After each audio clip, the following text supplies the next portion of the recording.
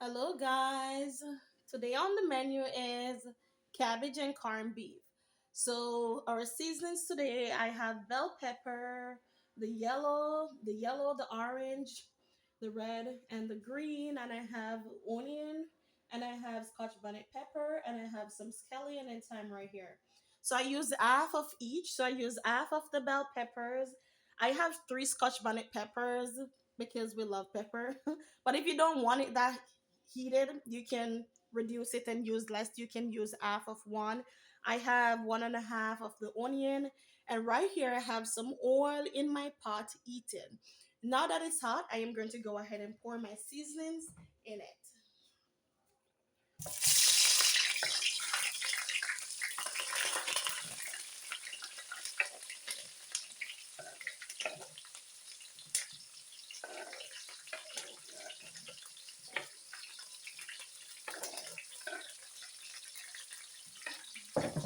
Oh yes, and I did add one carrot to that as well.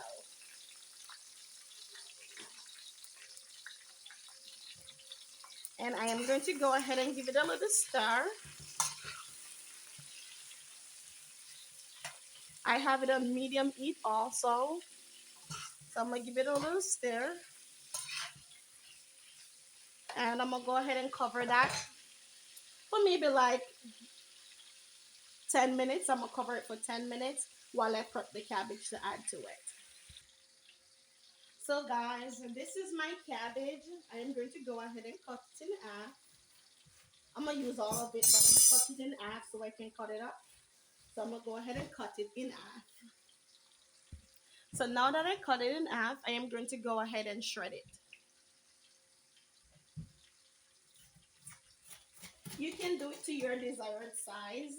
I'm gonna do it a little small because I'm gonna add it with the corned beef. So I'm gonna go ahead and do it a little small. Okay, now that I'm finished cutting my cabbage, I am going to go ahead and add it to my pot.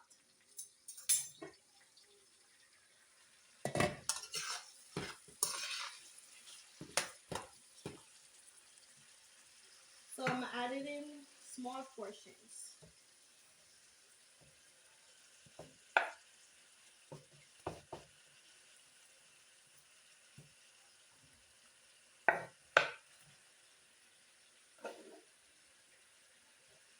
And we're not adding any water because cabbage, it springs its own water, so we don't need to add any water. If you want to add a little, you can, if you see that it needs it. But I don't normally do add in the water because it does not need it. So now we're gonna give this a good mix. Being that the cabbage is added, we're gonna give it a good mix. And we're gonna leave it on medium and allow it to steam. Okay, so we're gonna cover it and allow it to steam. And once that is cooked to our desired liking, some people like it on the more crunchier side. But if you don't want it crunchy, you can cook it where it's real soft. But I'm gonna do it a little crunchy, and then I'll be back. So here it is, guys. Cooked down to my desired liking, a little crunchy. And I am going to go ahead and add my corned beef to it now. Oh, so guys, before I add the corned beef, I am going to go ahead and season the cabbage. So I'm adding like one and a half tablespoon of butter to it. Then I'm gonna add my favorite some Spice Supreme soul food seasoning. I'm gonna use like a tablespoon of that, or half of a tablespoon because it's salty, so I'm not gonna use a lot of it. And I am going to go ahead and use my Old Bay seasoning as well. I'm gonna add like half of this as well.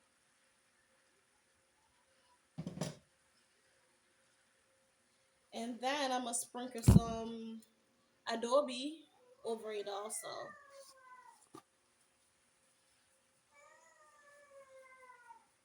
And also I'm gonna add some black pepper as well. Just a little, not a lot. And I'm gonna give this a good stir.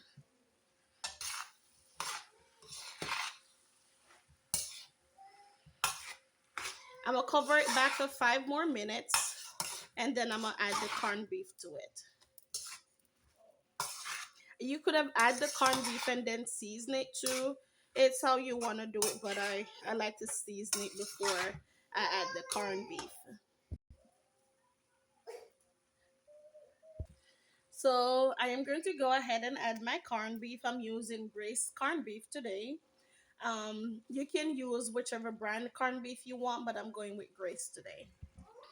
Okay, so after adding my corned beef, I am going to go ahead and break it down. So now I break down the corned beef in it and I give it a good stir.